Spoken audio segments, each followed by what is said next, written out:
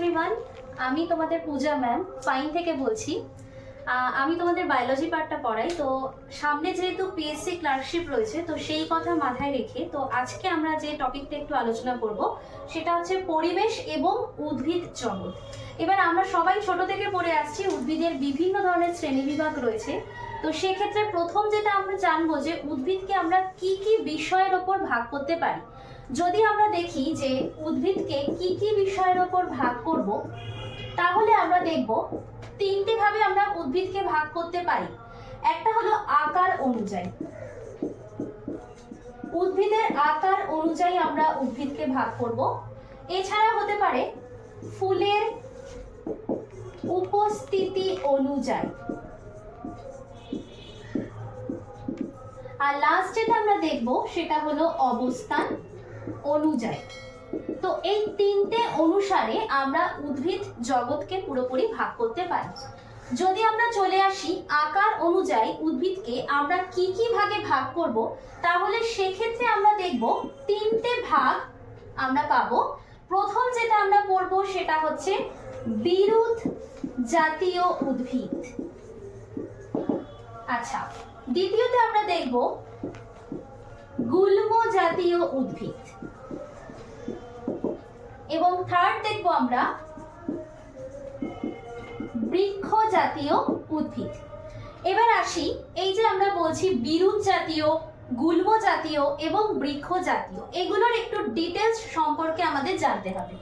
চলে আসি বিরুৎ জাতীয় উদ্ভিদ।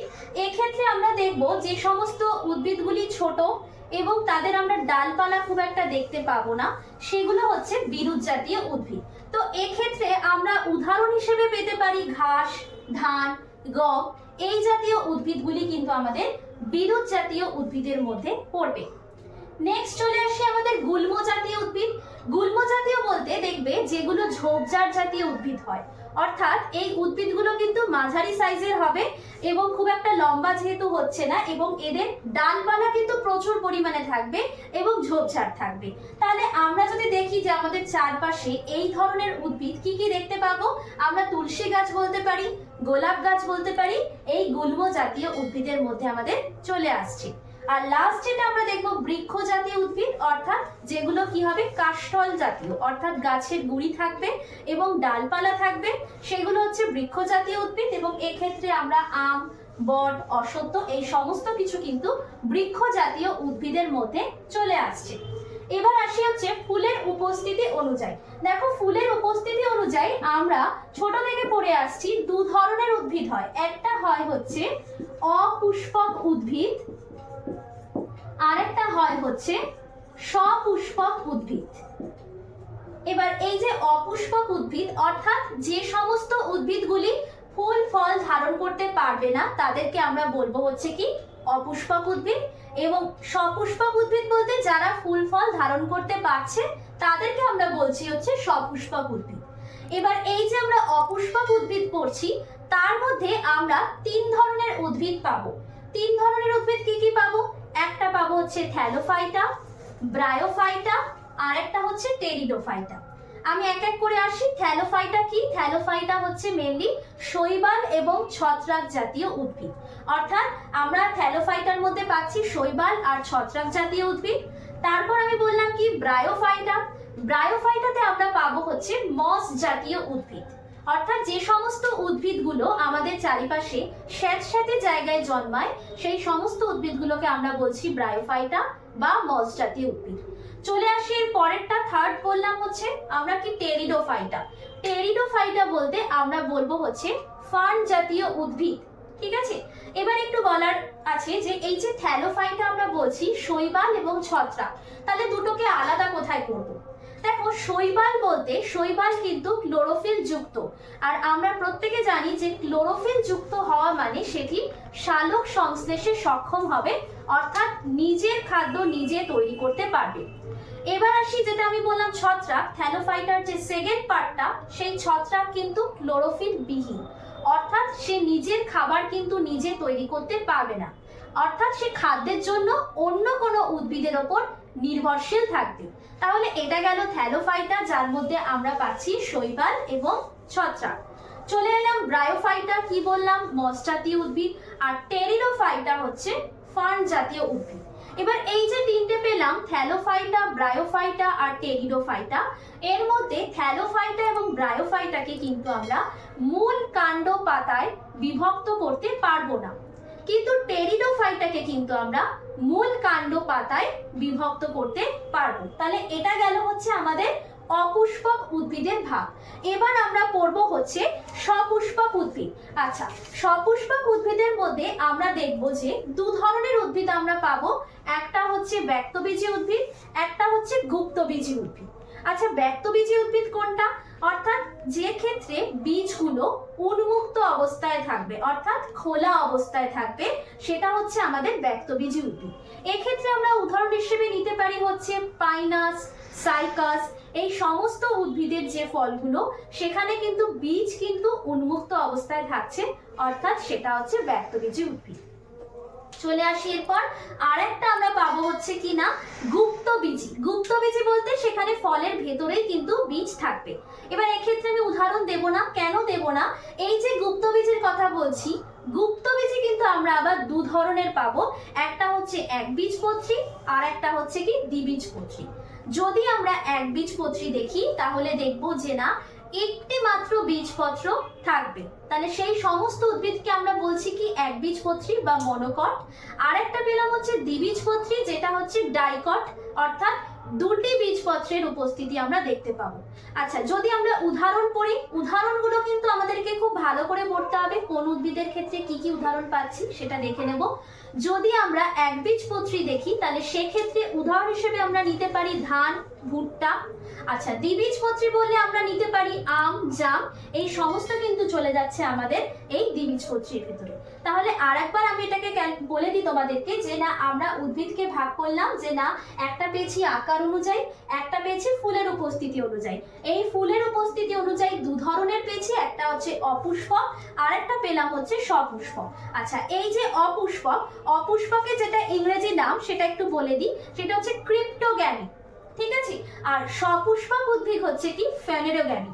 তাহলে এই যে অপুষ্পক উদ্ভিদ তিন ধরনের পেয়েছি, একটা হচ্ছে থ্যালোফাইটা, ব্রায়োফাইটা, টেরিডোফাইটা।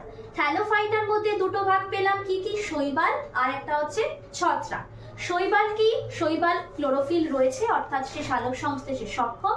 ছত্রাক ক্লোরোফিল বিহীন, অর্থাৎ সে সালোক সংশ্লেষে অক্ষম, ঠিক আছে, নিজের খাবার নিজে তৈরি করতে পারছে না। এবার পেলাম কি না, ব্রায়োফাইটা অর্থাৎ মস জাতীয় উদ্ভিদ, আর টেরিডোফাইটা পেয়েছি ফার্ন জাতীয় উদ্ভিদ। এবার লাস্ট যেটা আমরা পড়বো সেটা হচ্ছে আমাদের অবস্থান অনুযায়ী। অবস্থান অনুযায়ী বলতে অর্থাৎ কোন পরিবেশে রয়েছে তার উপর নির্ভর করে আমরা এটাকে ভাগ করব।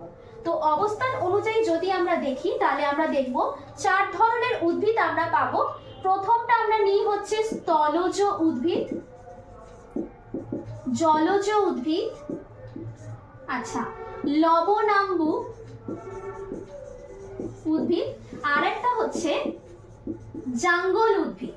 কোনটা কি? অর্থাৎ স্থলজ উদ্ভিদ বলতে সবাই জানি, অর্থাৎ যেগুলো আমাদের ল্যান্ড, অর্থাৎ আমাদের স্থলভূমিতে যে সমস্ত উদ্ভিদ জন্মাচ্ছে, সেক্ষেত্রে আম, জাম, বট, অশ্বত্থ, এই সমস্ত গাছগুলি চলে আসছে।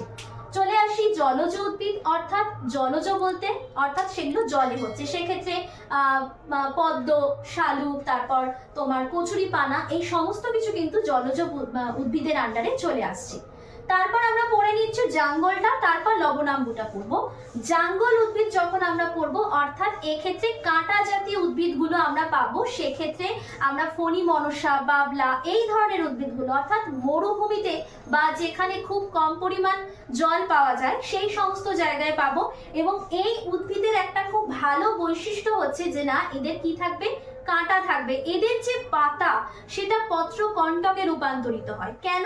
অর্থাৎ এই যে আমরা জানি কি না, পাতায় কি থাকে, পাতায় যে স্টোমাটা থাকছে তার জন্য কি হয়, বা তোমার কি করতে পারে, উদ্ভিদ ট্রান্সপিরেশন করতে পারে, তো সেজন্য কি হবে, প্রচুর পরিমাণে জল বেরিয়ে যাবে। এবার যেগুলো জাঙ্গল উদ্ভিদ বা কাঁটা জাতীয় উদ্ভিদ, তারা কি বললাম যে না, যেখানে কম জল পাওয়া যায় সেই সমস্ত জায়গায় তোমার জন্মাচ্ছে। তো সেক্ষেত্রে যদি জল শরীর থেকে বেরিয়ে যায় তাহলে সেক্ষেত্রে তো তাদের অনেক ধরনের সমস্যা আমরা দেখতে পাবো। সেই জন্য কি হয়েছে, এদের যে বডি, এদের যে শারীরিক যে গঠন সেটা এমনভাবে অভিযোজিত হয়েছে যে না পাতা কিসে হয়েছে, কাঁটায় রূপান্তরিত হয়েছে। তো এটা কিন্তু একটা খুব ইম্পর্টেন্ট একটা পয়েন্ট যে না জাঙ্গল উদ্ভিদ এদের যে পাতা কাঁটায় রূপান্তরিত হয়। নেক্সট যেটা লাস্ট বললাম লবণাম্ব উদ্ভিদ। লবণাম্ব উদ্ভিদ বলতে আমরা এখানে পাবো হচ্ছে যেগুলো কর্দমাক্ত জলে তোমার যে সমস্ত উদ্ভিদ জন্মায়।